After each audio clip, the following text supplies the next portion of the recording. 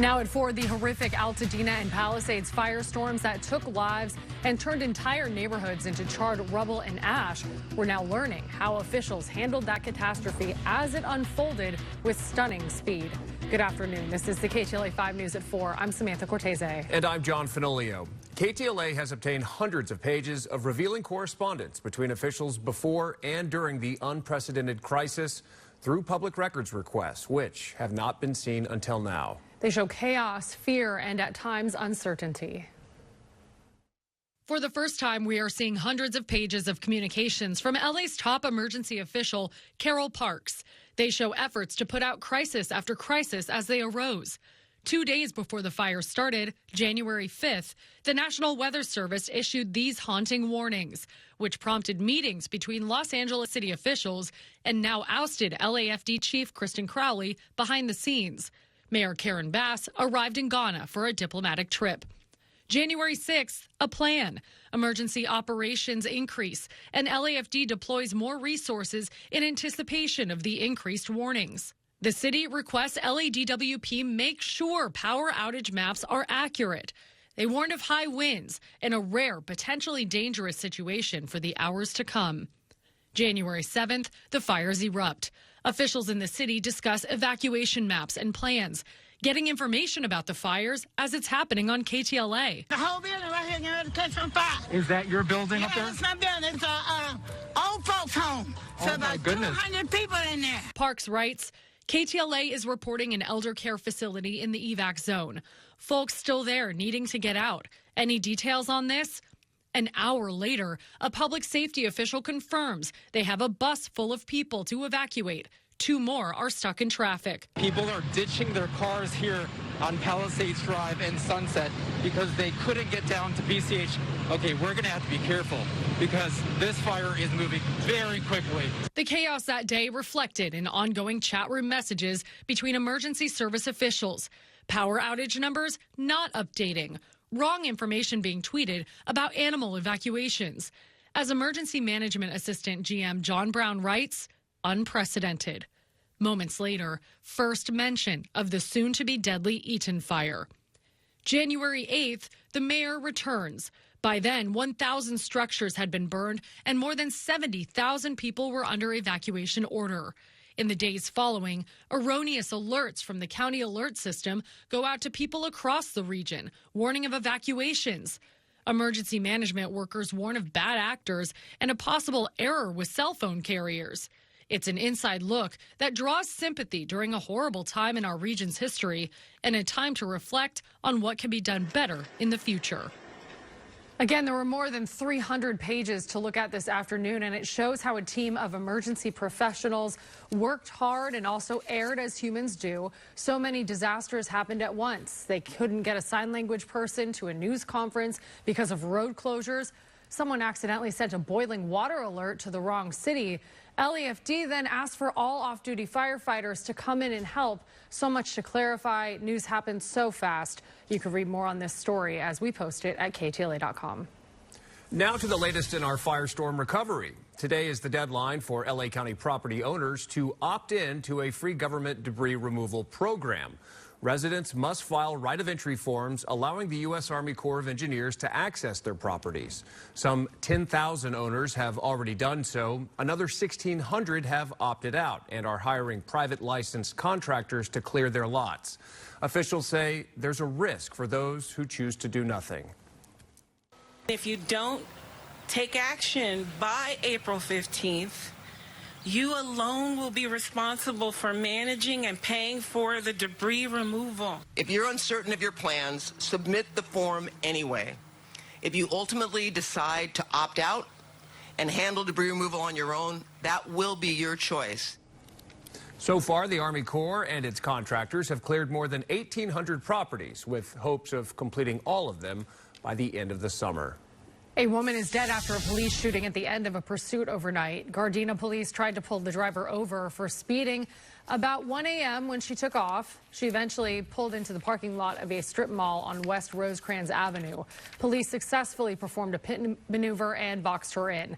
Investigators say there was then a short standoff and the suspect took out a handgun, forcing officers to open fire, killing that woman. The LA County Board of Supervisors is set to consider tougher penalties for people participating in illegal street takeovers.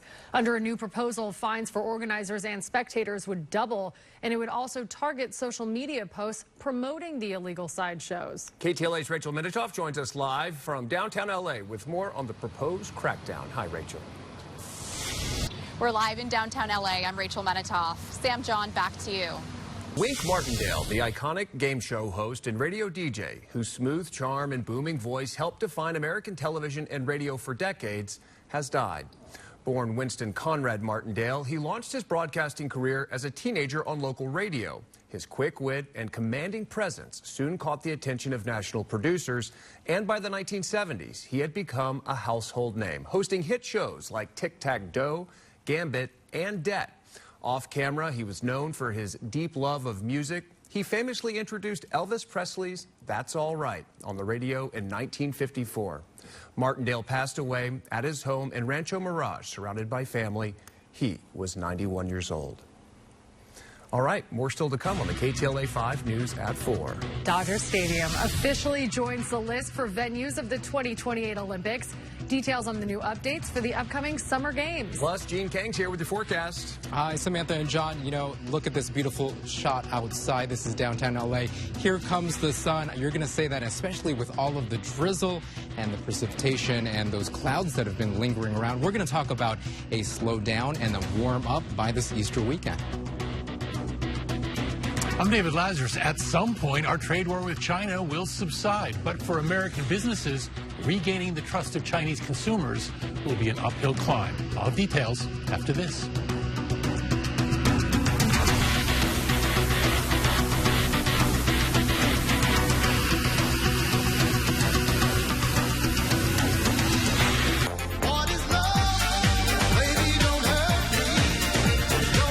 Not going to dance to that one, you guys? Okay. Gotta do the head move. Come on.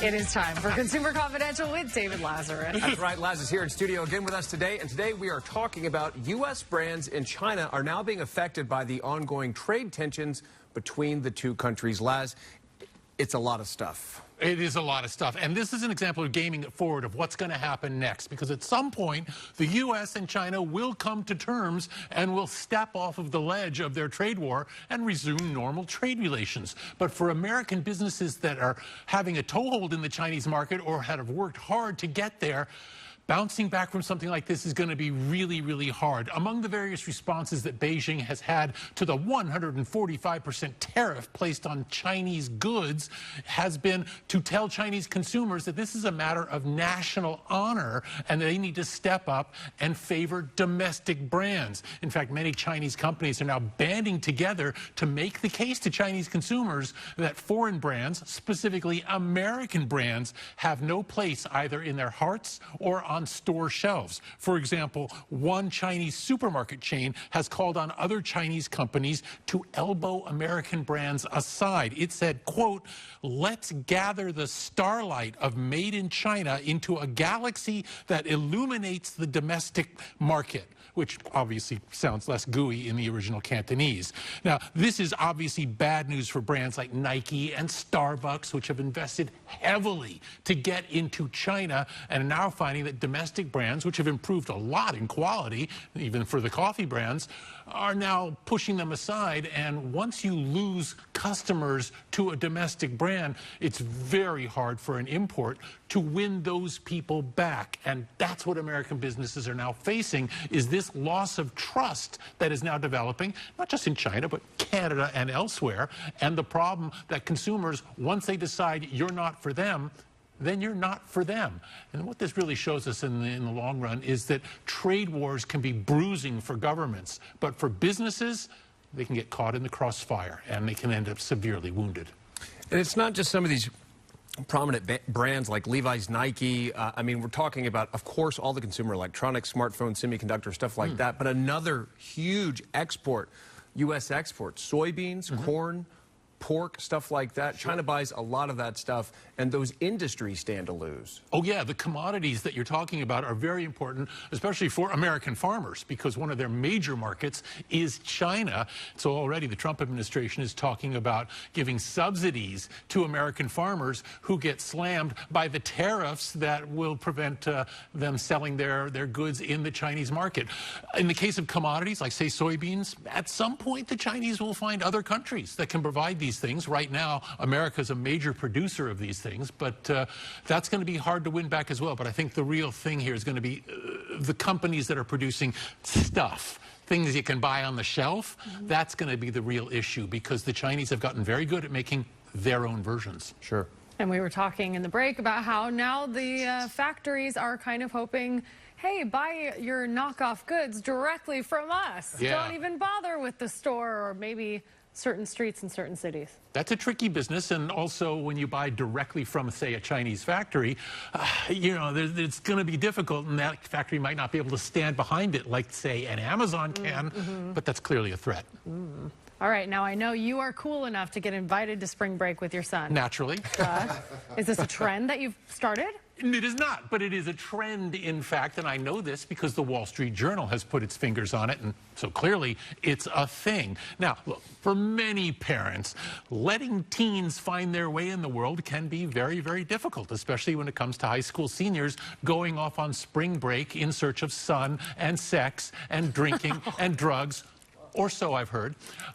But now apparently some parents are thinking, you know what, I just don't want to cut the tether. I'm coming along. Oh, my. And this is now a thing. So the Wall Street Journal is reporting on parents who are insisting that they accompany their offspring on spring breaks to Florida or Mexico or elsewhere. The Journal cites the example of one mom who told her daughter that if she wanted $3,000 for a 5-day spring break trip to Jamaica, she'd have to have her mom along for the ride. Otherwise, no $3,000. And I got to say, I totally get it. When my son got his driver's license, we had a lot of talks about drinking and drugs and the other things that were now a part of, well, something that he was up against. And I cringed every time he asked to borrow the car to go out and hang with his friends. But did I ever insist that I come along and hang with his friends too? No, of course I didn't. My deal with my son was fairly clear, and that was, if you ever imbibe when you are out with your friends, call me. I'll give you a ride home. No lectures, no yelling. We just get home safe. And I think that's the real thing here for a parent. You got to show some trust at some point, while at the same time, you got to let them know that they're free to make their way in the world. And that's a difficult lesson. But for those parents who insist on going along on spring break, again, I get it, but there's got to be a line. And I think that line is crossed there. Yeah. I spent most of my spring breaks with my parents. Yeah. Did you really? I did. Why? Yeah, I was grounded most of the time. I don't buy that. I don't believe that. No. John, I think it's, I don't know, I feel like I wanted to hang out with my family during my spring break, and only maybe like when senior year of high school rolled around, you're like, I want to go out with my friends. But is this a thing? Well, you know, things are different now because now parents want to be friends with their kids. And in earlier generations, that wasn't a thing at all. And I think that's what we're seeing here is a parent who feels that they have license to say, I want to come along because, you know, we're friends. We hang out. We watch movies together. And maybe the offspring are a little more open to it because of that. Okay. But at some point, teens, especially high school seniors, are going to want to say, no, you got to let me go off on my own way. And I do think that's very important. My parents were so strict. Were they? Yeah. I saw Gene shaking his head over there, too. No? Yeah, no, I was shaking my head because my claim to fame is that I ended up on MTV Spring Break, you know, the big dance party. You did not. That was you? Yes, me and my friends. And then my mom was like, what are you doing on here? And no. What were you doing in the clip, though? Yeah, I'd like what to was know, happening? Shaking my rump shaker. What? That's what they called it back then. That was in Cancun, yes. So, baby, don't hurt me. Wow. Do not look for the clip, please. Oh, that's immediately everyone just That would be Gene Kang on spring break? Okay, we won't look for that. What? Okay, but go Joey, to the weather? Go to the weather. Go to the weather? All right, Joey, yes, our floor director, how many MTV spring breaks did you work, and how crazy was that? Were mom and dad ever there? 12. He worked 12 of them. No. 12 of them. Wow. No parents in sight. Joey, come on. That's how he knows you. Don't skirt attention, Gene. Everyone, go Google search MTV Spring That Break was Cancun. before Google, before YouTube, so it was many moons What ago. song was hit back then? What was number one? What is love?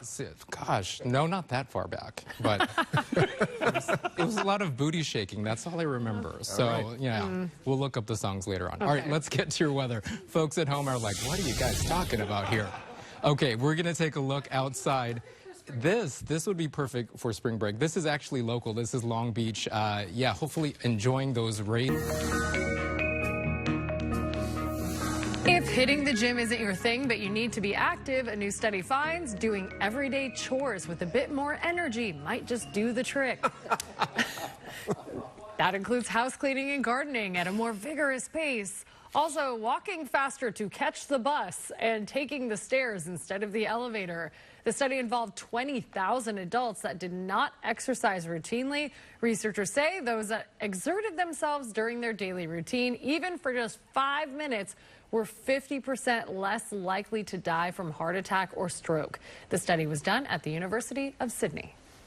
Got to get out there and move your hips when you're vacuuming and Swiffering the hardwood floor, I guess. More of your top stories are coming up next. Including KTLA's Shelby Nelson. Now at 4:30, they showed up ready to dance their hearts out, but instead ended up brokenhearted when all of their props were stolen in downtown LA. But as they say, the show must go on, and a young dance troupe from Riverside is determined to keep on competing. If only they can get those stolen props back. KTLA 5 Shelby Nelson is live in Riverside with that story. Shelby, we so hope they do. There are plenty more headlines happening around the world. Here's today's top 5 on 5. The Trump administration, is freezing $2.2 billion in federal funding from Harvard University. This comes after Harvard refused to comply with the White House's order to make changes to its admissions. Lawsuits had already been filed, claiming the administration failed to follow steps required under Title VI rules before cutting funding. Jury selection is underway today in the New York retrial of Harvey Weinstein. It comes 5 years after Weinstein was convicted of rape and sentenced to 23 years in prison. An appeals court overturned his conviction last year, saying the judge allowed improper testimony from women who were not part of the case against Weinstein. And we've got more coming up after the break. Including KTLA's Jennifer McGraw. Hi, we're in Huntington Beach where pelicans are suffering, and they're suffering from toxins from the wildfires. They may look happy and healthy, and many of them are, but they need your help. I'll explain coming up. Dozens of sick pelicans are among hundreds of birds being cared for at an Orange County Wildlife Center, putting out an urgent call for help today. It's because of a toxic outbreak happening off our Southern California shores. KTLA's Jennifer McGraw shows us what's being done to keep these animals alive in Huntington Beach. All right, we want to check in now with Gene Kang, who's got another look outside. There he is. Hi there. I was just kind of creeping into the shot, right? Hey, John and Samantha, nice to see both of you. Well, we're taking a look outside. We're going to send it back to you. All right, Gene, thank you. The new Apple TV Plus series, Your Friends and Neighbors, starring Jon Hamm, premiered last week. In today's entertainment report, Melvin Robert has a closer look at the series. Your Friends and Neighbors is now streaming on Apple TV Plus. In Hollywood, I'm Melvin Robert with your entertainment report. Saw the first 2 episodes. Yeah. Good stuff. Thumbs up. Yeah. Love it. 100%. All right. All right, more coming up after the break. We will be right back. Sightseers on a Hollywood tour bus were recently treated to a special celebrity sighting. But their tour guide mistook the actor for another famous star. This is John Stamos. What he looks like, though. You know what I mean? Okay, guys, am I John Stamos? No! Who am I? Dude, you gotta get better. You gotta get better. It's usually about having fun, you know. I don't expect to run into people, so I see. Okay. All right. Don't listen. Hey, but thank you for your cool energy, man. Thank you for being cool. Yeah, thanks for being cool, Rob Lowe. All right, so Lowe posted that video on his Instagram asking if he was being punked. Turns out John Stamos found it pretty funny, reposting the video to his Instagram story and laughing along all the way. That tour guide did not know what he was talking about. No. I know. It was so awkwardly confrontational. Yeah. Do they do they say, "Oh, Ken from Barbie and Ken, you're over here," when they see you walking the streets? I don't know, but man, if your job is to spot celebrities on a Hollywood tour, Yeah. anyway. Probably follow KTLA Entertainment. Yeah. Right. Freshen up. Right. This is John Fenoglio. If you see him out and about, he is that celebrity you see on the news at 4. It's true. Yeah. Not my sheep, not my farm, right? Yeah. That does it for the news at 4. Coming up next on the KTLA 5 News at 5, it's more than just a topping for your bratwurst. New research reveals sauerkraut could be a surprising superfood to keep your gut healthy. That and all your breaking news still ahead on the KTLA 5 News at 5. Have a great night, everybody.